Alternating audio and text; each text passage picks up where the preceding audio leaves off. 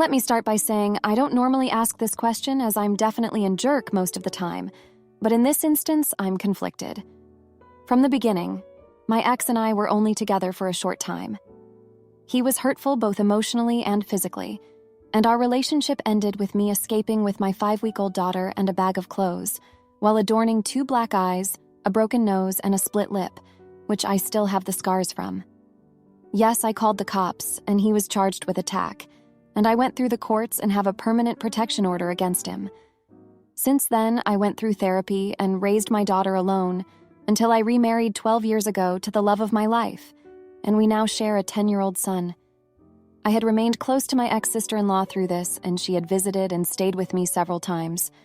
I also allowed my daughter to have a relationship with her father's family, and she had visited and stayed with them from the age of 10. She had asked over the years why we split, but I told her that I would explain it when she was older. That happened when she was 13 after coming home from visiting them, and her aunties decided to trash-talk me and tell lies. Little did they know that I kept a copy of the court case, including theirs and ex's statements, which he admitted to the physical abuse, and his sister had outright lied in court. I also had never spoken about or trashed them to her, so now she has the truth. This whole time, her father had gotten progressively worse and ended up homeless on the streets, succumbing to his addictions. He had ignored my daughter for most of her visits and has never spent any time with her. My ex-sister-in-law that I still loved tragically passed away, so I allowed my daughter, who was now 15, to stay and support my ex-sister-in-law's 2 young girls through this awful tragedy, and she grew closer to her grandfather. My daughter has an uncanny likeness to ex-sister-in-law. I have spoken to her grandfather on a few occasions and was happy to support them having a relationship. She never got close to her father, as he never got his act together and still doesn't to this day. Which brings us to the wedding day. The family flew to our city for the wedding, and her grandfather asked to meet with us before the wedding. We happily hosted him and had a great night getting to know each other again. I asked my daughter if her father was here too, and she looked away while saying, "Nah, I don't think he's coming." Well, I took a few days off work before the wedding, thinking my daughter would want some help, and spent every minute helping with the final arrangements up until we got to the church. I arrived early as I had decorations for the aisle I wanted to finish. We had already agreed and had the rehearsal where her grandfather and I would walk her down the aisle. I stood at the halfway point where her grandfather handed her to me. Then they arrived, and he walked in with them. I haven't seen this man in 21 years. He hasn't been at any of her important events, never bought her Christmas or birthday presents, never saw her play sports or her performances, but here he is on her wedding day. I froze on the spot, and a wave of panic washed over me, and I just wanted to run. But looking out over the seats, I see my family and husband, and I know I can't just walk out. I can't just abandon her now. So I looked down and tried to distract myself with the final touches, but my blood was boiling. At this moment, my ex-father-in-law approached me and went to hug me. This was my breaking point, and I put my hand up and told him, "No, don't touch me." I can't remember exactly what I said, but it was something like, "Maine, what is he doing here?" Ex-Phil, he was invited me. "And you didn't think to mention this the other night?" Ex-Phil, I thought you knew. Me, no, I didn't, and he has no right. He's been absent for her entire life, and you honestly think I'd be okay with this? Or did you think I would just suck it up? Do you think I'm some doormat that you and your family can just walk all over and I'm expected to just put up with it? There's no way in hell I'll allow him to be honored as the father of the bride. He's a POS who isn't worthy of my daughter, and there's no way in hell he gets to take the credit for the amazing woman she is now. FK that he's got some nerve turning up now. Ex-Phil, it'll be okay, we'll keep an eye on him if that POS comes anywhere near me or tries to talk to me or put his hands on me. This will be an absolute shitstorm, and I promise you this will get ugly. This was when my husband stood up and stood by my side. I wasn't yelling, by the way, so no one else heard but my family were watching, and they knew I was mad just by the look on my face. My ex-Phil then apologized, but I told him not to bother as his son never apologized, and it's far too late for that now. He then asked if I would forgive him. The audacity. I told him it's too late for that, and forgiveness is for chumps, and that mother fear can burn in hell for all I care. I then told him to leave me alone. The wedding went on as planned, and I put on my best front and didn't look at him once. When I sat back down, my husband took my hand and held on to me. It took all my strength to not cry and scream at them. I just kept telling myself to hold it together. He can't hurt me. He can't get to me while my husband is here. He didn't turn up to the reception, which I was grateful for. I suspect the rest of his family thought there'd be some showdown if he did. They were right because he told them if he just got to talk to me, everything would be okay. My daughter apologized for not telling me, but expected me to suck it up for her wedding. I told her I felt blindsided and backed into a corner. If she had told me then, I would have discussed boundaries with Xville, and we could have all stayed in our lanes. But to expect it on the day without warning was unreasonable. I put on a brave face and pretended everything was okay, but honestly, I just feel emotionally spent, and I'm running on empty. My daughter messaged me yesterday wanting me to go to dinner with her for Mother's Day, but I just don't trust her to not put me in a compromising position again, especially since they were still here, so I just ignored her. She messaged again today, and I just told her I was too exhausted to go out, which isn't a lie, and she said she understood. I just need some space from her. I can't stop crying, and I don't know why. I guess I'm still tired from the late nights and early mornings from the past 4 days. My friends and husband tell me I was justified in my reaction, but I don't know, they're my friends and family who always have my back. So I'm asking you, Reddit, was I the AH? Did I overreact? Should I have put aside my fears and sucked it up? Edit. Wow, everyone.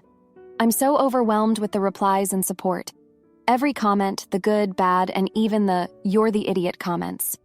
You have all helped put this in perspective for me when my brain felt like scrambled eggs and I couldn't make any sense of it. I doubted myself, and you've reassured me I did my best, and my daughter is an AH. I have my first appointment on Friday with a therapist, and I've blocked her entire paternal family. I also spoke to the police, who informed me I can still lay a complaint for the breached PO, but they said it's unlikely he will go to jail as he didn't approach me or threaten me, but it will be on record. I'm going down tomorrow with a friend who was there as a witness. I feel like I'm getting my power back. The tears have dried up, and now I'm just pissed. I haven't confronted my daughter yet, but I've been gray-rocking her. But honestly, if she confronts me right now, I'm gonna rip her a new AH. I'll keep you posted when the shoot finally hits the fan. Thank you, Reddit strangers. I think you saved me from having a full-on meltdown now. For a few comments before the update. Comment 1. When she starts harassing you to talk to you, you can always say, "You choose not to talk to me about your father attending or being given an honored position at the wedding, and I could just suck it up for a day for you. So I choose not to talk to you about the disgusting way you treated me on your wedding day, by blindsiding me with a man that the last time I saw him, I was running bruised, bleeding, and battered trying to save my and my baby's life. She can just suck it up until you calm down from the biggest emotional wound ever inflicted upon you. She has wounded you to the depths of your soul, and you will need time because at this time you are still in shock from this despicable act and the fact your daughter lied when asked by you if he was attending." Comment 2. I did talk to my daughter after the reception when her family has obviously told her what I said at the church. She told me I overreacted, and I should have just ignored him, and that her wedding was about her, and I made it about me. I told her I felt blindsided, and she should have warned me. She told me it was all in the past and I was being dramatic. I've never been dramatic as I'm very much an introvert, and will avoid making a scene wherever possible. Her words hurt, and after mulling over it a few days, I guess I started to doubt myself. Thank you for your response. I'm still crying and hiding in my bedroom. Now, for the update. Hey everyone, thanks so much for all your comments and support on my last post. It really means a lot to me during this difficult time. It's been a week since my daughter's wedding, and I wish I could say things have gotten better. But unfortunately, they've only gotten more complicated. The day after the wedding, my daughter showed up at my house unannounced. I was still emotionally drained from the previous day's events, but I let her in, hoping we could have a calm discussion about what had happened. However, the conversation quickly turned heated. My daughter accused me of ruining her wedding day by causing a scene with her grandfather. She said that I should have just sucked it up and put my feelings aside for one day. I tried to explain to her how blindsided and betrayed I felt by her decision to invite her father without telling me, but she wouldn't listen. As the argument escalated, my daughter revealed something that left me stunned. She told me that she had been in contact with her father for the past year, and that he had been trying to make amends for his past mistakes. She said that she had forgiven him and wanted him to be a part of her life again. I couldn't believe what I was hearing. After everything that man had put me through, after all the years of abuse and neglect, my daughter had decided to let him back into her life without even discussing it with me first. I felt like I had been punched in the gut. I tried to reason with her, to remind her of all the pain and trauma her father had caused, but she wouldn't hear it. She said that people can change and that everyone deserves a second chance. I couldn't help but wonder if her father had been manipulating her, telling her what she wanted to hear to gain her trust. The argument ended with my daughter storming out of the house, telling me that she needed some space to think. I was left reeling, wondering how things had gotten so bad between us. Over the next few days, I tried to distract myself by throwing myself into work, but my mind kept wandering back to the fight with my daughter. I couldn't shake the feeling that I was losing her, that she was slipping away from me and into the clutches of the man who had caused us both so much pain. I decided to reach out to my ex-father-in-law, hoping that he could shed some light on the situation. When we met up for coffee, he told me that he had been the one to encourage my daughter to reconnect with her father. He said that he believed in forgiveness and that everyone deserved a second chance, even his son. I was furious. I couldn't believe that he had gone behind my back like that, knowing full well the history between me and his son. I told him that he had no right to interfere in my relationship with my daughter and that he needed to stay out of it. As I left the coffee shop, I couldn't shake the feeling that I was being pulled in two different directions. On one hand, I wanted to protect my daughter from the man who had hurt us both so deeply. On the other hand, I knew that she was an adult now and had the right to make her own decisions, even if I didn't agree with them. I spent the next few days in a state of emotional turmoil, trying to figure out what to do. I knew that I couldn't force my daughter to cut ties with her father, but I also couldn't stand by and watch her get hurt again.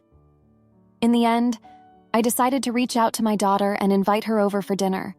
When she arrived, I could tell that she was still angry with me, but I was determined to have a calm and honest conversation with her. I told her that I loved her more than anything in the world and that I would always be there for her no matter what. But I also told her that I couldn't support her decision to let her father back into her life, not after everything he had done. I reminded her of the court case, of the physical and emotional abuse that he had inflicted on both of us. I told her that I was terrified of history repeating itself and that I couldn't bear to see her get hurt again. To my surprise, my daughter listened. She told me that she understood my concerns and that she appreciated me being honest with her. She said that she still wanted to have a relationship with her father, but that she would be cautious and take things slowly. I knew that it wasn't the outcome I had hoped for, but I also knew that I had to trust my daughter to make her own decisions. I told her that I would always be there for her, no matter what, and that I hoped she would come to me if she ever needed help or support. As we hugged goodbye, I felt a sense of relief wash over me. I knew that the road ahead wouldn't be easy, but I also knew that my daughter and I had taken an important step towards rebuilding our relationship. Looking back on the past week, I realized that I had been so focused on protecting my daughter that I had forgotten to take care of myself. I had been carrying around so much pain and trauma from my past, and it had all come rushing back to the surface at the wedding. I know now that I need to take some time for myself, to process my emotions and work through my own healing journey. I've decided to start seeing a therapist again, to help me navigate this new chapter in my life. I also know that I need to have faith in my daughter and trust that she will make the right decisions for herself. It's not easy, but I know that our relationship is strong enough to weather any storm. Thank you all again for your support and kind words. It means more to me than you could ever know. Am I the idiot for telling my roommate's ex-wife she can't have our house just because she was married to him? I, 28-year-old male, have been living with my roommate, 30-year-old male, for about 3 years now. We've been great friends and have had a fantastic living arrangement. He's going through a rough divorce with his ex-wife, 29-year-old female, and I've tried to be supportive. Fast forward to yesterday. His ex-wife shows up at our doorstep unannounced and demands that we hand over the house to her. Yes, you read that right. She claims that since she was married to my roommate, she has a right to the house, which is currently under my name. I was taken aback by her audacity. I told her that the house is mine and I'm not going to give it to her just because she's going through a divorce. She started getting aggressive and accusatory, saying that I'm just trying to screw her over and that I'm not a good friend to my roommate. I lost my cool and snapped at her, telling her that she needs to respect my property and boundaries. I told her that if she continues to harass me, I'll have to involve the authorities. She stormed out of the house, leaving me shaken but relieved. Am I the idiot for snapping at her? I feel like I was justified in defending my property, but maybe I could have handled the situation better. Update 1. Well, it looks like she's taking us to court. I just received a summons in the mail, and we're scheduled to appear in court in 3 days. She's suing me for the house, claiming that she has a right to it due to her marriage to my roommate. I've spoken to a lawyer, and we're preparing for the worst. Has anyone else had to deal with an ex-partner's craziness? Any advice would be appreciated. To be continued. Edit.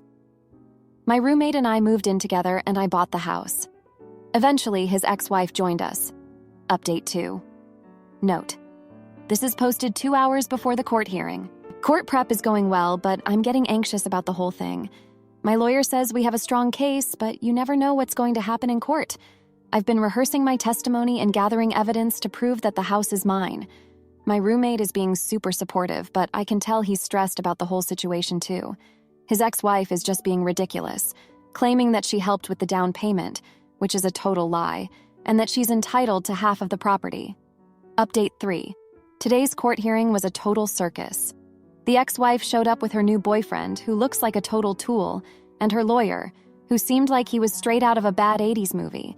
They presented their case, and it was just a bunch of nonsense about how she emotionally supported my roommate during the purchase of the house. The judge seemed skeptical, but you never know. We presented our side, and I think we did a good job of showing that the house is mine. Now we just have to wait for the judge's decision. Update 4. Note, this might be my last update. We won. The judge ruled in our favor, and the ex-wife's claim was dismissed. We're both breathing a huge sigh of relief right now. The judge basically said that the ex-wife had no legal claim to the house and that she was just trying to take advantage of my roommate's good nature. I'm so glad this is over, but I'm also a bit annoyed that we had to go through this ridiculous ordeal in the first place. Thanks to everyone for their support and advice throughout this whole thing. Now, for a few comments before the update. Comment 1. Piercing together the answer to the most asked question, since you seem to avoid the question as hard as you can. Did the friend sign the house over to you to avoid her taking it? The answer seems to be yes. You're the idiot. It sounds like your friend and you tried pulling some shady stuff, and that has a good chance of catching up with you. Or this is a bot post, and still you're the idiot, an actual person not pulling shady stuff wouldn't need to ask this. Comment 2. Such a weird question to ask unless you and the husband got some fraud going and the house was jointly being bought between you and her husband and you are just keeping it in your name till his divorce is over and then going to be putting his name on the deed? Because I can't for the life of me think why the ex of his would just show up at some home demanding it be given to her. Now for the update. Hey everyone, thanks for all your comments and support on my last post.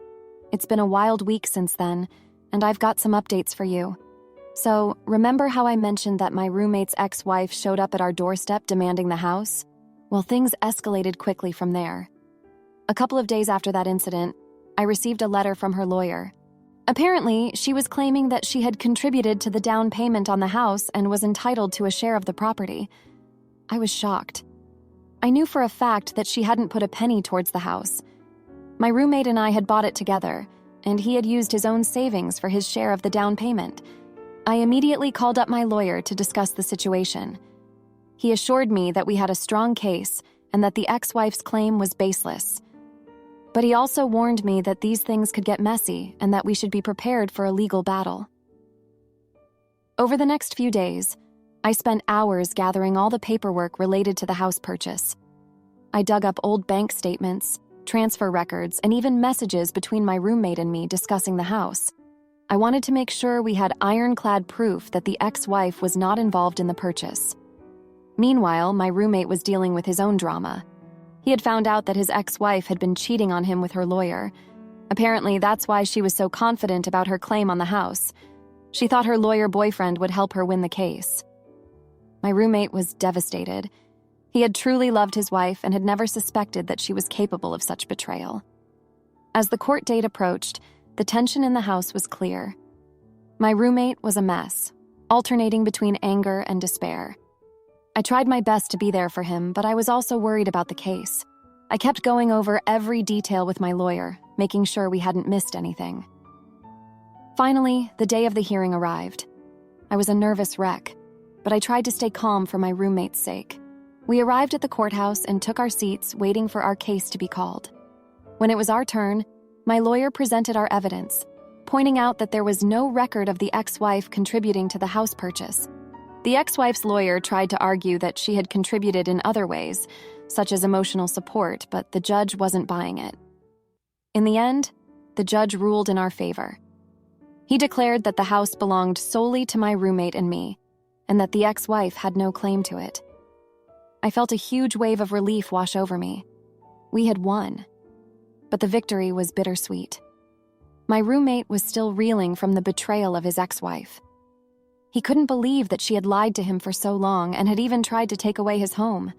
In the days that followed, I tried to be there for him as much as I could. We had long conversations about love, trust, and moving on. I shared with him my own experiences of heartbreak and betrayal, and how I had eventually learned to let go and focus on myself. Slowly but surely, my roommate started to heal. He threw himself into his work and started going to therapy. He even started dating again, taking things slow and being more cautious about who he let into his life. As for me, the whole experience had been a wake-up call. I realized how easily things could fall apart and how important it was to protect myself and my assets.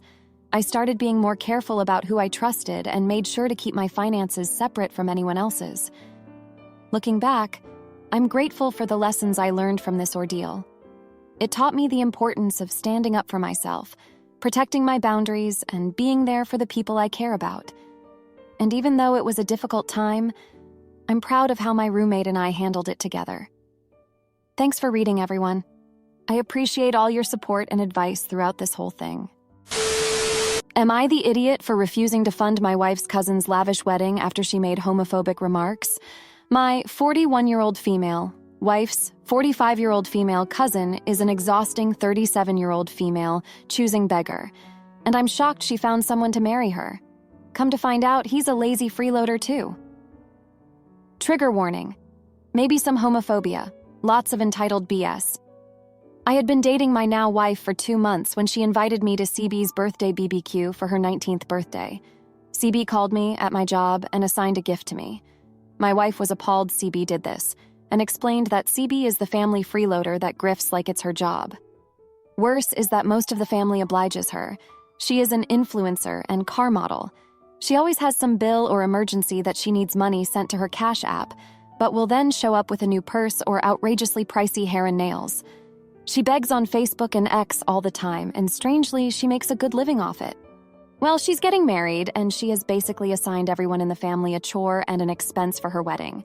She has thrown some epic fits about it too. But again, family consensus was we should all pitch in to give her day. Here's the problem. She's asking my wife and me to pay for the venue and catering. It's a small fortune. She said we can't afford it, that we are living good and ain't got kids. I was also asked to be a bridesmaid, but she said I couldn't look too spooky. Well, I am goth, but I've worn a pink bridesmaid dress or two in the past, so I didn't see the issue. When I asked why she asked me and not her cousin, she said, and I quote, "She's too homosexual looking. You know I'm not homophobia, like she just goes against my vision and aesthetic. My wife is a hot butt butchy punk, and CB can eat a bag of dicks, and I told her to straight to her face. We also agreed we are not paying for her venue or catering. We didn't want to in the first place, but caved to keep the family peace. Well, she threw a fit and had a meltdown and said I twisted what she said. So my wife asked her what exactly she said, and she said, and I quote, "You're too, you look like a guy and she's what's it called, a lipstick, right?" Their grandmother heard this, and she chewed CB a new one and pulled her financial support too. There goes their honeymoon. We also had an adorable conversation with her about why CB called me a lipstick. This has divided the family.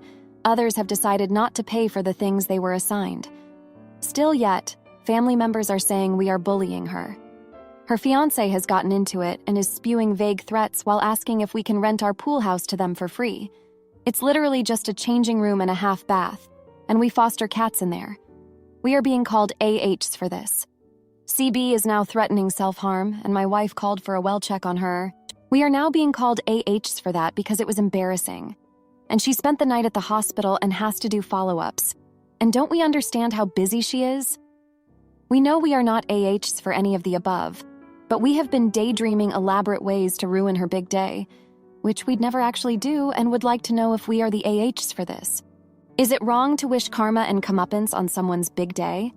If not, can you advise on ways we could be bigger AHs to her, or other things we can fantasize about to ruin her day? Is it wrong that we have several family members all doing the same now, including some elderly ones? I'm honestly asking because even though we believe she made the self-harm comments up, on the off chance she didn't, should we stop being immature and just wash our hands of it? Oh, and would we be the AHs for going on a cruise vacation with Grandma that is roughly the cost of CB's venue and catering? And make sure CB knows about it? She actually said she wasn't homophobia, not homophobic, and honestly, she isn't. She's just selfish and stupid. Now for a few comments before the update. Comment 1, not the jerk, but stop daydreaming about karma hitting her in the face. Go ahead and book that cruise with Grandma 2 days before her wedding and share all about your adventures. Give her plenty of time to feel angry about it. And make sure to post a celebratory message on the morning of her wedding, celebrating you and your significant other's togetherness. The entitlement of people these days is truly astounding. Comment 2. Don't actively do anything else, but enjoy the fun of thinking up scenarios. Definitely go on a cruise with Grandma, and if you can do it at the same time as CB's wedding, you get bonus points. Now for the update. Hey everyone, it's been a busy week since my last post, and I've got some updates for you.